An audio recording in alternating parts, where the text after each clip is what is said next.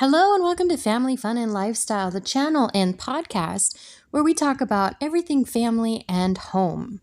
And so today we're going to talk about the best veggies and fruits to plant in Zone 9A, Arizona in April. Now, I just want to say this. What I did was there's a lot of buzz about ChatGPT online. So I decided to go ahead and punch in to ChatGPT and ask them to write a podcast script. I did get permission to use it before I did. So this is actually a podcast script. I want to show you in comparison, we've already planted our garden, what the ChatGPT came up with as well as what we've done. And I'm going to kind of share both of those. So let's get started. If you're a beginner or an experienced gardener, this episode is for you. Joining us today is ChatGPT, an AI language model trained to help answer your questions. Welcome to ChatGPT. ChatGPT says, "Thank you for having me. I'm excited to share some science-based facts about gardening in Zone 9A, Arizona." And I will say, let's start with some background information. What is Zone 9A and why is it important to know? Now, I'm going to tell you from my perspective, it's super important to know what zone you're in. And there are different zones across the United States. You can go online and look it up. I will link up down below an actual page which will give you the different zones. And the key here is that you want to know the exact zone. You want to enter in your zip code and make sure you have the right zone. We live in Zone 9A. There's also 9B and there's also Zone 9. So you want to make sure you're in the right place because it's characterized by a lot of different information regarding the weather. So ChatGPT says Zone 9A is a classification system developed by United States government agriculture to help gardeners determine what plants will thrive in their region. Zone 9A is characterized by its hot, arid climate, I agree, with temperatures ranging from 20 degrees Fahrenheit to 30 degrees Fahrenheit. Now, I'm going to add to this. This isn't talked about through the answer, through ChatGPT, but that is 20 degrees Fahrenheit to 30 degrees Fahrenheit annual average temperatures. So that's something to keep in mind. Right now, we're in the 80s and 90s. So these are annual temperatures. In April, you're looking at very warm days, which means warm soil.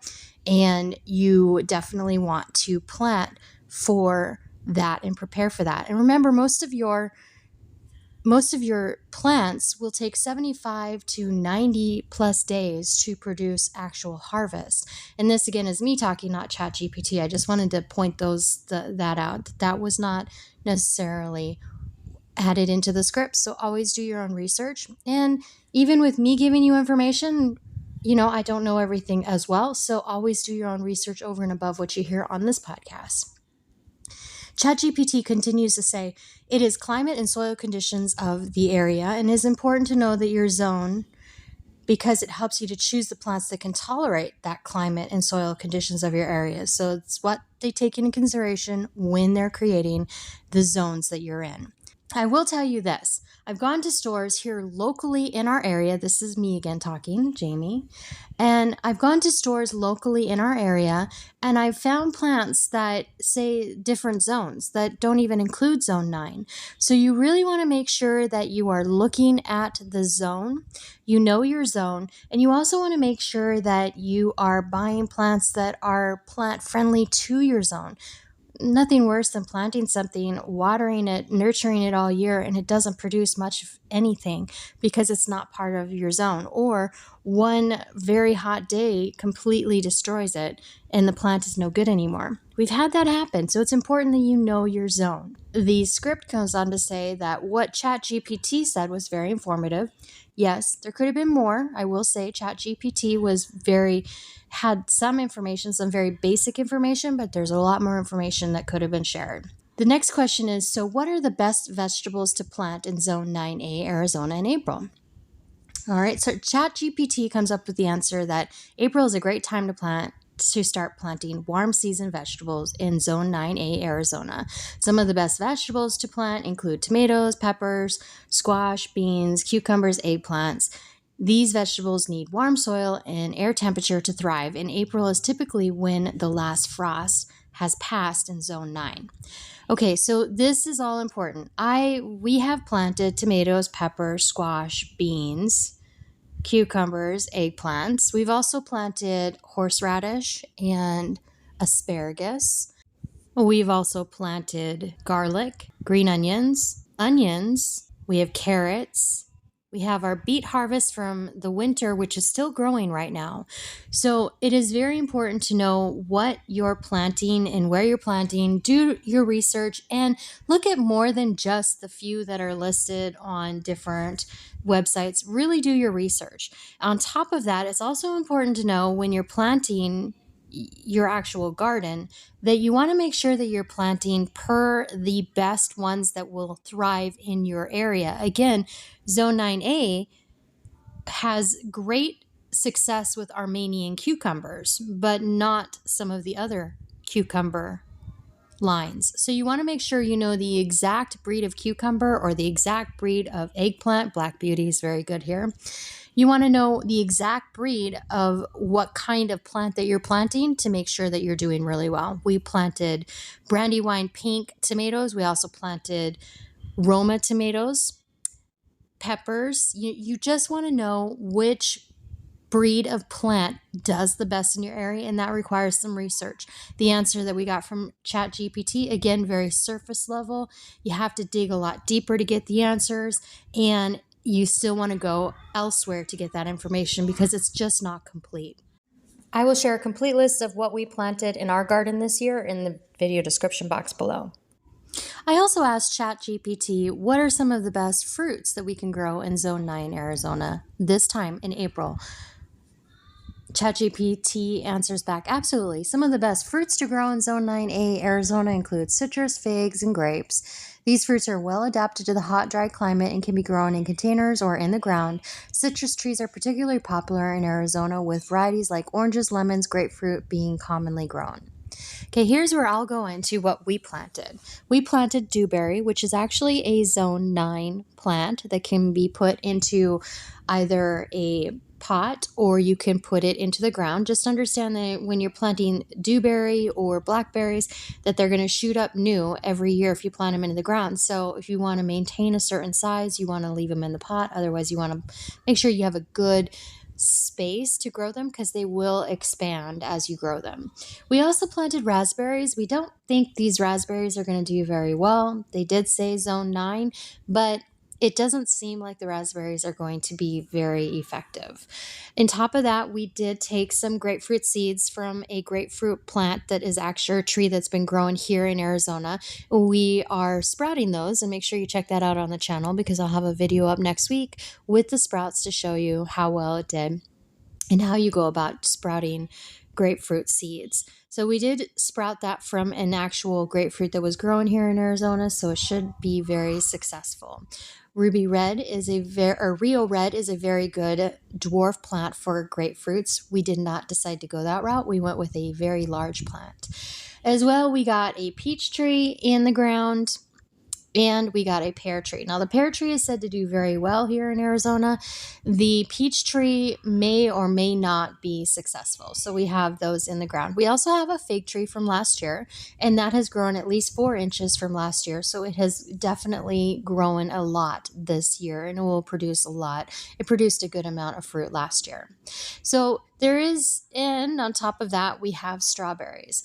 We put our garden, we have in-ground garden and we have raised bed gardens. Our strawberries are in a raised bed. And then we went ahead and planted watermelon, honeydew, and cantaloupe. And that is in the in-ground. And we have the strawberries in the above ground. The trees are in the ground, and the dewberries, the grape, and the raspberry are in pots. And that's kind of what we went ahead and did for this year for our fruit.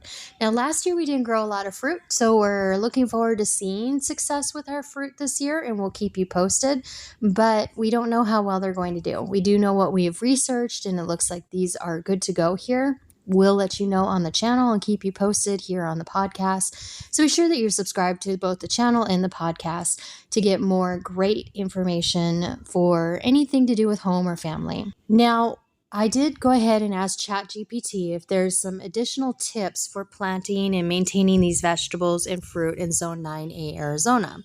ChatGPT did respond with an additional answer and said, of course, here are a few tips. Start with good soil. Zone 9A has sandy, well-draining soil that can benefit from addition of organic matter like compost or manure. We do that. So from my perspective, as what we do as gardeners here is we do add potting soil and topsoil to our in-ground. And of course, we mix our potting soil and topsoil into our raised beds. So we do that. And the raised beds seem to have a really good drain. They drain well. But the in-ground, it's questionable how well they're doing. So sometimes it gets very, very hard if you go a couple days in between watering on the in-ground, but the above ground, the raised beds are doing great. ChatGPT goes on to say, water deeply and regularly because the arid climate, it's important to water deeply and regularly to prevent soil from drying out. Use a drip irrigation system to water at the base of the plants. Now, in our raised beds, we're trying out two different things. We're going to have a drip irrigation system. We're also buying going to be a canopy with sprinklers that come down. We're going to try both of those on our raised bed to see which one we like better. Now, in our garden, we usually flood irrigate. And in between flood irrigating a couple times a week, we will go ahead and go out and just spray the plants down. If the plants ever seem to get really wilty, you definitely want to go out and spray. Now, you do want to be careful about overwatering. Now, it's saying to water deeply and regularly, but you also want to make sure that you're not overwatering. When we overwatered our cucumbers last year, they came out very bitter and just basically unusable. When we overwatered our melons and our watermelons last year, what happened is they wound up splitting. And so you want to make sure that you are watering them the appropriate way per each plant, not just all of them watering deeply. You want to make sure that you know what each plant works best for their watering system and use that. ChatGPT did go on to say that you want to provide shade. Some vegetables and fruits, like tomatoes and citrus, may benefit from partial shade during the hottest parts of the day. I have no arguments with that. I think that's very true. It also says fertilize regularly. Use a balanced fertilizer with higher nitrogen content for leafy vegetables and higher phosphorus content for fruits and flowers. I have to say, most of those are great tips, and for the most part, it was very well said. As you know, I had to add a little bit extra there to the podcast so that you knew some of the specifics for somebody who's actually done the gardening here in Zone 9A and can share with you real experience. You can check out our gardening playlist. I'll link it up down below, but also stay with us on this podcast because every month we'll go ahead and list different vegetables and fruits that you can grow in Zone 9A, Arizona, if you're interested in that. But this podcast is a lot more than just gardening. We're going to be covering everything from home and family.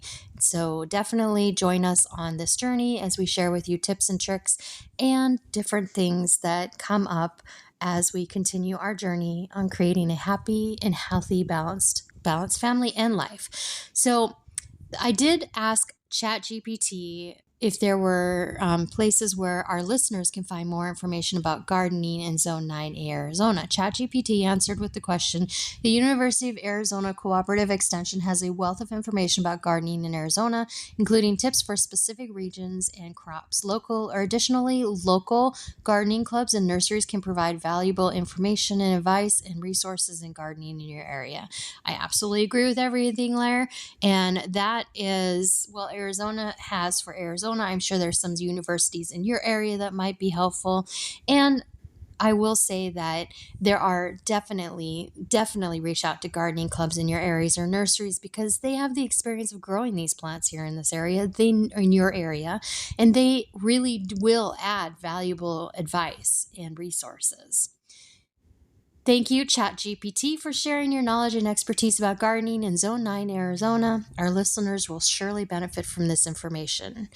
And ChatGPT responds with, it was my pleasure, happy gardening. So that is the end of the interview with ChatGPT. I will say that overall, it was very giving my perspective on using ChatGPT and using it for a while now, just trying it out and seeing what's going on. Of course, it is a brand new AI chatbot that is developing and still in development. There's a lot of talk about it, whether or not the information that it's giving you is factual or true or things like that. So just be aware. It's very surface level, the answers that it gives you. And when you're using it, you can definitely tell that you're working with a machine bot that is giving you information. So, while it's a nice little tool to get you started on your research, I would definitely say you're going to want to reach out to even more resources, especially resources that have done what you're researching or have experience with what you're researching. And that way you get more firsthand knowledge that can sometimes be more valuable than regurgitated information on the internet. That's all I can say about that. So thank you for listening to Family Fun and Lifestyle, the podcast and channel where we do all things family and fun. And we hope you and home. And we hope you found that this episode was informative and helpful. Be sure to tune in next time for more tips and tricks for healthy living, family fun, lifestyle, home, and travel. We'll see you soon. And be sure to subscribe. Thank you for listening. Bye.